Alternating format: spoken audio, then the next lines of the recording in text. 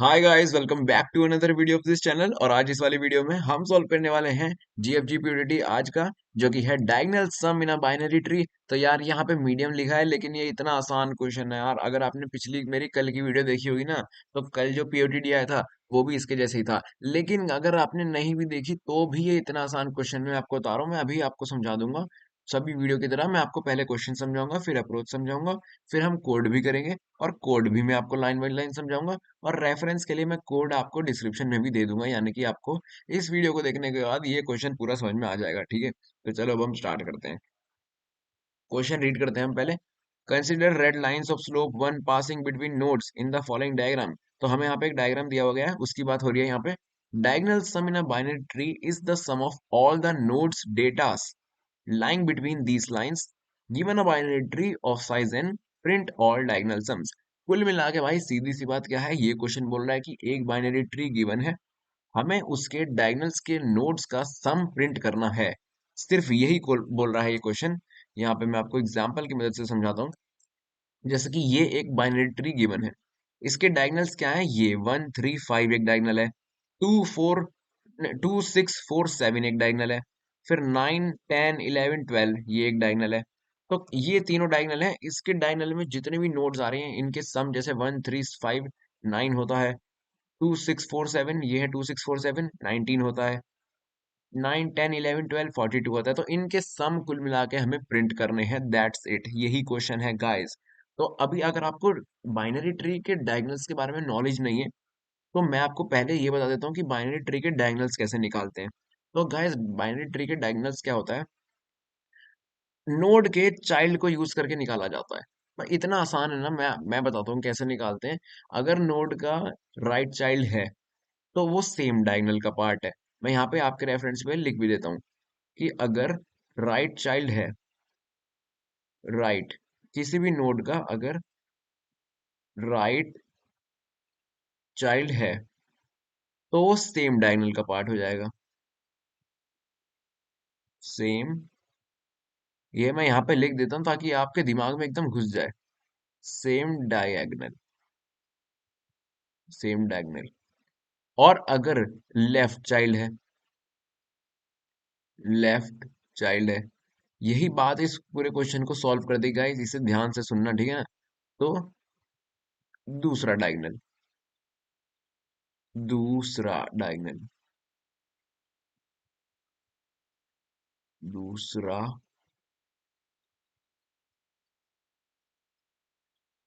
Writing को ignore करना guys, ठीक है ना। यहाँ पे समझने पे फोकस करो, राइटिंग की कोई जरूरत नहीं है फोकस करने की। हाँ, तो ये कंडीशन गाइस आप दिमाग में रख लो कि अगर जो है राइट चाइल्ड है, यानी कि वो सेम डायगोनल का पार्ट है, लेकिन लेफ्ट चाइल्ड है तो दूसरा डायगोनल का पार्ट है। कैसे, इस एग्जांपल में देखो, 1 का राइट चाइल्ड क्या है, 3, 3 का राइट चाइल्ड क्या है, 5। मतलब इस वजह से ये तीनों एक ही डायगोनल के पार्ट हो गए। दिख रहा है ना आपको, ये देखो, 1 3 5 एक ही डायगोनल के पार्ट हो गए। क्यों? क्योंकि 1 का राइट चाइल्ड था 3 और 3 का राइट चाइल्ड था 5। इस वजह से एक ही डायगोनल के पार्ट ये लोग हो गए। लेकिन जैसे ही 1 का लेफ्ट चाइल्ड आया 2, तो वो दूसरे डायगोनल पे चला गया। और 3 का लेफ्ट चाइल्ड क्या है, 4, तो वो भी दूसरे डायगोनल पे चला गया। और इस दूसरे डायगोनल पे देखें तो 2 का राइट चाइल्ड है 6 और 4 का राइट चाइल्ड है 7, यानी कि राइट चाइल्ड इसका है, इसलिए ये सेम डायगोनल पे हो गए। 1 का लेफ्ट चाइल्ड 2 था, यानी कि वो लेफ्ट चाइल्ड था, इसलिए डायगोनल बदल गया। 3 का लेफ्ट चाइल्ड 4 था, मतलब लेफ्ट चाइल्ड, यानी कि 3 ये वाला डायगोनल भी बदल गया। लेकिन 2 का राइट चाइल्ड है 6 और 4 का राइट चाइल्ड है 7, इसलिए ये चारों सेम डायगोनल पे है। अब आपको अच्छे से समझ में आ चुका है, ठीक है ना। अब देखो यहाँ पे लेफ्ट चाइल्ड आ गया फिर से 9, तो तीसरा डायगोनल शुरू हो गया। ये पहला डायगोनल है, ये दूसरा डायगोनल है, और ये तीसरा डायगोनल है। जैसे ही 2 का लेफ्ट चाइल्ड एंट्री मार दिया ना, 9 आ गया ना, तो दूसरा डायगोनल, तीसरा डायगोनल पे पहुंच गया हम। और 6 का भी लेफ्ट चाइल्ड जो है 11 है, तो 11 भी दूसरे तीसरे डायगोनल पे आ गया। और 4 का भी लेफ्ट चाइल्ड है 12, तो 12 भी तीसरे डायगोनल पे आ गया। इसलिए तीसरे डायगोनल डायगोनल पे 9 10 11 12 आ गए, क्योंकि 9 का राइट चाइल्ड है 10 और 11 और 12 के तो चाइल्ड है ही नहीं, इसलिए ये सब एक ही लेवल पे है। तो 9 10 11 12 एक ही लेवल पे आ गए। अब मुझे लगता है कि आपको ये क्वेश्चन अच्छे से समझ में आ चुका है कि क्या है डायगोनल वगैरह, कैसे फाइंड होते हैं। मैं आपको और जो एग्जांपल नीचे गिवन है ना उनकी मदद से भी समझा देता हूँ। देखो, ये कितना आसान एग्जांपल है। 4 का राइट चाइल्ड क्या है? 3, यानी कि ये दोनों सेम लेवल पे हो जाएंगे। लिखा है ना यहाँ पे, आपके सामने लिखा है राइट चाइल्ड है तो सेम डायगोनल है, क्योंकि 4 का राइट चाइल्ड 3 है, इसलिए ये दोनों सेम डायगोनल पे हो गए। लेकिन 4 का यार लेफ्ट चाइल्ड है 1, राइट चाइल्ड नहीं है, लेफ्ट चाइल्ड है 1, तो 1 आ गया दूसरे डायगोनल पे। और 3 का भी लेफ्ट चाइल्ड है 3, देखो इधर है ना, तो लेफ्ट चाइल्ड है, तो 3 भी दूसरे डायगोनल पे आ गया। यानी कि 1 और 3 सेम डायगोनल पे हो जाएंगे। तो 4 और 3 क्या होता है? 7। हमें सम प्रिंट करना है ना, तो ये देखो 7, और 1 और 3 क्या होता है? 4। तो आंसर आ गया 7 और 4। इतना आसान था गाइस ये क्वेश्चन। समझ में आ गया ना आपको अच्छे से? अभी भी गाइस समझ में नहीं आया तो लो भाई, तीसरा एग्जांपल से समझ लो, अब तो आ जाएगा। ये देखो, 10 का भाई लेफ्ट चाइल्ड है, 10 का राइट चाइल्ड है 2, तो बताओ सेम डायगोनल पे होगा या दूसरे डायगोनल पे होगा? भाई यहाँ पे लिखा तो हुआ है राइट चाइल्ड है तो सेम डायगोनल पे ही होगा ना। तो लो, ये दोनों सेम डायगोनल पे हो गए, क्योंकि 2 जो है 10 का राइट चाइल्ड है, लिखा हुआ है यहाँ पे। तो 10 प्लस 2 क्या होता है? 12। लो भाई, आ गया 12 आंसर में। फिर 10 का लेफ्ट चाइल्ड 8 है यार, राइट चाइल्ड नहीं है, लेफ्ट चाइल्ड है 8, यानी कि लेफ्ट लिखा हुआ है तो दूसरा डायगोनल, यानी कि 8 चला गया दूसरे डायगोनल पे। और 2 का भी लेफ्ट चाइल्ड है 2, तो 2 भी दूसरे डायगोनल पे चला गया। लेकिन 5 जो है 8 के राइट चाइल्ड है, यानी कि 8 का जो डायगोनल होगा ना, 5 भी उसी डायगोनल का पार्ट होगा, क्योंकि राइट चाइल्ड है तो सेम डायगोनल पे है ना। 8 और 5 सेम डायगोनल पे है, और 2 लेफ्ट चाइल्ड है ऊपर वाले 2 का, तो वो भी इनके साथ है। यानी कि 8 5 और 2, 8 5 और 2 क्या होते हैं? ये तीनों एक ही डायगोनल पे हैं, तो 8 5 और 2 क्या होते हैं? 15। लो भाई 15 आ गया। फिर 8 का भी लेफ्ट चाइल्ड, 10 का लेफ्ट चाइल्ड 8 था, और यहाँ 8 का भी लेफ्ट चाइल्ड 3 है, यानी कि फिर से अगला डायगोनल आ गया।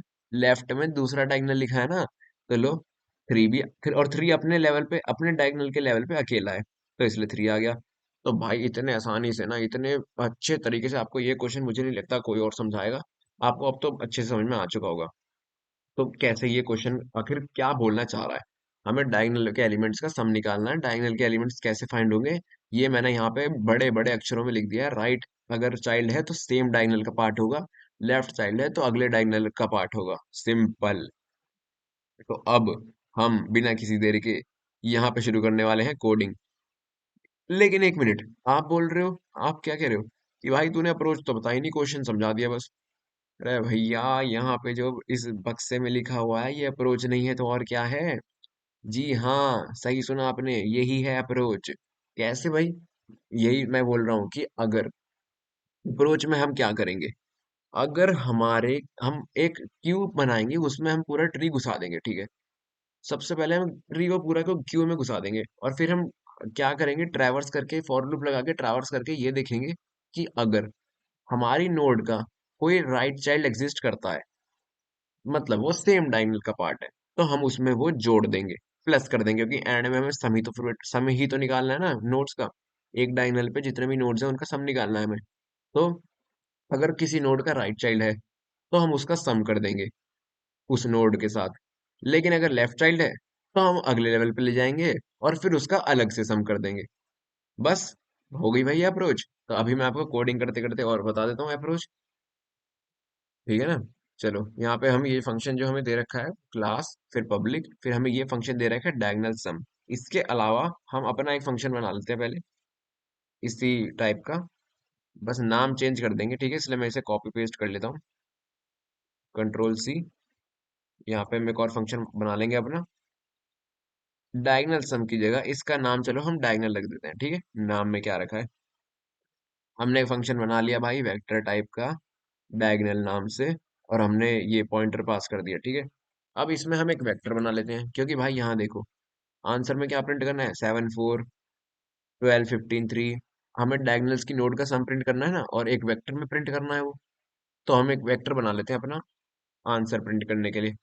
वेक्टर, एक वेक्टर हम इंटीजर टाइप का बना लेते हैं, वी नाम से बना लेते हैं। इसमें क्या होगा, हमारा आंसर प्रिंट होगा, ठीक है? दैट्स इट, कुछ नहीं होगा। फिर मैंने आपको क्या बोला, देखो जो जो मैं बोल रहा हूँ ना वही वही मैं कोड कर रहा हूँ, और आपको लाइन बाय लाइन समझा भी रहा हूँ क्या होगा। बस वीडियो के साथ बने रहो, सब समझ में आ जाएगा। वेक्टर बना लिया हमने आंसर स्टोर करने के लिए। फिर हमें क्यू बना लेते हैं। मैंने क्या बोला था अभी अभी, हम एक क्यू बनाएंगे और ट्री को क्यू में घुसा देंगे ताकि हम उसकी नोड्स को ट्रैवर्स कर पाए। तो चलो एक क्यू बना लेते हैं। क्यूब हम बनाएंगे क्यू नाम से ही, क्योंकि ये बाय डिफॉल्ट एक पुरानी प्रथा चलती आ रही है कि क्यू नाम से हमने क्यू बना लिया, ठीक है। और क्यू में हम पुश कर देंगे हमारा रूट। सबसे पहले हम क्यू में रूट पुश कर देंगे, रूट एलिमेंट।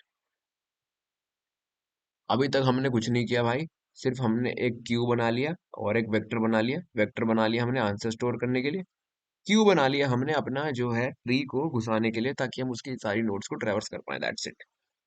उसके बाद हम क्या करेंगे, हम चेक करेंगे, एक हम लूप चलाएंगे। और हम ये लूप कब तक चलेगा, जब तक क्यू यार एम्प्टी ना हो। मान लो क्यू में कोई एलिमेंट ही ना हो, एम्प्टी ट्री हमें गिवन हो गया, तो कोई फायदा नहीं ना, फिर तो आंसर जीरो ही आना है। तो हम ये देख लेंगे कि क्यू एम्प्टी नहीं होना चाहिए, बस क्यू नहीं होना चाहिए, एम्प्टी।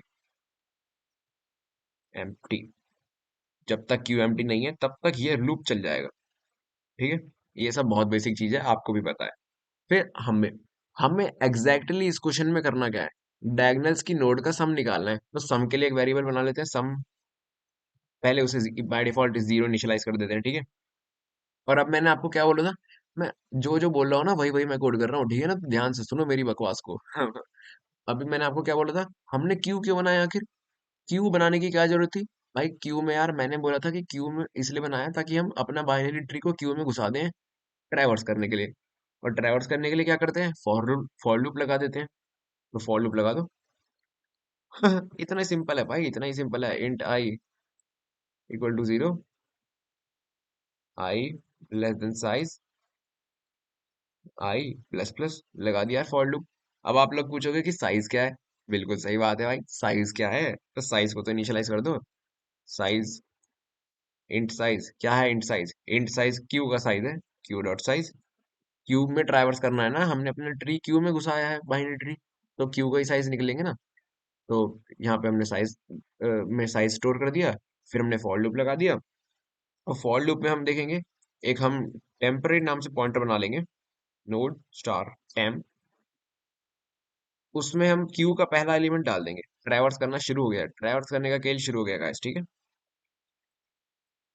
और जैसे ही क्यू का हमने डाल दिया नोड टेम्पररी पॉइंटर में, क्यू का पहला एलिमेंट हमने डाल दिया, वो एलिमेंट को क्यू से गायब कर दो, क्योंकि वो एलिमेंट तो प्रोसेस हो गया ना, अब उसकी जरूरत है नहीं। तो क्यू डॉट पॉप कर दो, क्यू डॉट पॉप।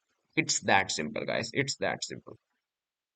अब क्योंकि हमारा एलिमेंट आखिर आ चुका है हमारे टेम्प वेरिएबल में, तो जब तक टेम्प में कोई वेरिएबल है, मतलब सॉरी, जब तक टेम्प में कोई एलिमेंट है तब तक ये लूप चलेगा। तब तक इस लूप में चलेगा और कुछ तो होगा, ठीक है। क्या होगा वो बाद में देखेंगे, लेकिन तभी होगा जब तक टेम्प में कुछ है, कोई एलिमेंट है। अब इस लूप में क्या होगा भाई, जो हार्ट है, जो कोर है हमारे इस कोड का, अब तो उसकी बारी है ना। ये इस डिब्बे में ये जब तक, क्यों लिखा हुआ है इस डिब्बे में ये चीज, यही तो मेन की है। अब यही तो हार्ट है हमारी अप्रोच का, तो भाई यही कंडीशन लिख देंगे इस। Is that simple guys. क्या होगा, क्या चेक करना है हमें, लेफ्ट चाइल्ड है या राइट चाइल्ड है, यही तो चेक करना है। तो चलो भाई, टेम्प जो भी हमारी नोड है, उसका अगर लेफ्ट चाइल्ड है, ये देखना है, लेफ्ट चाइल्ड अगर है, तो भाई क्यू में पुश कर देंगे, Q dot push temp arrow left. Q में हमने पुश क्यों कर दिया भाई, अभी के अभी हमने सम में ऐड क्यों नहीं कर दिया, क्योंकि भाई अगर राइट चाइल्ड हो तब हमें ऐड करना है, सेम डायगोनल तब होता है जब राइट साइड हो, राइट चाइल्ड हो। लेकिन लेफ्ट चाइल्ड हो तो वो अगले लेवल पे होता है, अगले डायगोनल पे होता है, इसलिए हमें क्यू में पुश कर दिया अभी, ताकि दोबारा से जब ये लूप चले, तब अगले लेवल जब आए तब उसमें ये ऐड हो जाएगा। समझ गए, ये तो हमने कर दिया लेफ्ट चाइल्ड के लिए। अब हमें राइट चाइल्ड के लिए भी तो करना है, सम प्लस, यहाँ पे तो हम सम कर देंगे, जो भी टेम्प में डेटा है उसको प्लस कर देंगे। और राइट चाइल्ड में क्या है, टेम्प में हम राइट चाइल्ड डाल देंगे, टेम्प टेम्प राइट। सिर्फ इतना भाई, जो मैंने बोला वही हुआ है यहाँ पे। एक मिनट, मैं इसे ना थोड़ा पीछे लिख देता हूँ। नहीं, सही है। तो भाई मैंने आपको बोला था राइट चाइल्ड हो तो सेम डायगोनल पे होगा, लेफ्ट चाइल्ड हो तो दूसरे डायगोनल पे होगा। इसलिए अगर लेफ्ट चाइल्ड है तो हमने क्यू में उस एलिमेंट को पुश कर दिया, ताकि दोबारा जब लूप चले तब अगले लेवल पे जब डायगोनल आए उसमें वो चला जाए, तब प्रोसेस हो वो। लेकिन अगर राइट चाइल्ड है तो हमने सीधा ऐड कर दिया, क्योंकि राइट चाइल्ड तो सेम डायगोनल पे ही होता है। और फिर बस अब हम वेक्टर पे पुश कर देते हैं। ये वाला लूप चल गया यहाँ पे। हम्म। यहाँ पे जो हमारा वेक्टर बनाया था आंसर वाला वेक्टर, उसमें आंसर डालना भी तो है ना। पुश क्या करना है? Push back. क्या पुश करें इसमें? हमें हमें रिटर्न क्या करना है? सम। तो भाई सम ही तो पुश करेंगे यार, और क्या करेंगे? सम को पुश कर दिया हमने, और बस रिटर्न कर देंगे अब। सिंपल। अब जो हमारा यार ये वाला फंक्शन दिया हुआ है, हम इसमें कर देते हैं काम को। हमें इस फंक्शन में जो हमने फंक्शन बनाया है डायगोनल, इसको कॉल ही तो करना है, और क्या करना है? सबसे पहले हम वेक्टर बना लेते हैं। वेक्टर आंसर नाम से हम वेक्टर बना लेते हैं। और अब हम ये देखेंगे कि जब तक रूट जो है, यानी कि जब तक ट्री एम्प्टी नहीं है, तो रिटर्न आंसर कर दो। Return answer. और आंसर में क्या होगा?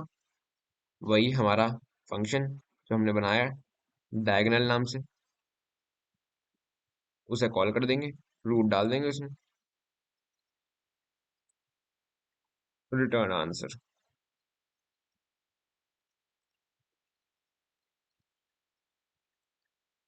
बस सिंपल इतना ही कोड था गाइस। एक बार मैं कंपाइल कर देता हूँ, क्योंकि मेरे को कंफर्म पता है कोई ना कोई एरर तो आई गई, क्योंकि मैं लाइव कोडिंग करता हूँ और लाइव कोडिंग में एरर आते ही हैं। देखो आ गया कंपाइलेशन एरर। क्या कंपाइलेशन एरर है? No member. लो भाई, यहाँ पे एरो लगाना भूल गए थे हम। चलो एक और देखते हैं। अरे यार, इक्वल टू लगाना भूल गया मैं यहाँ पे।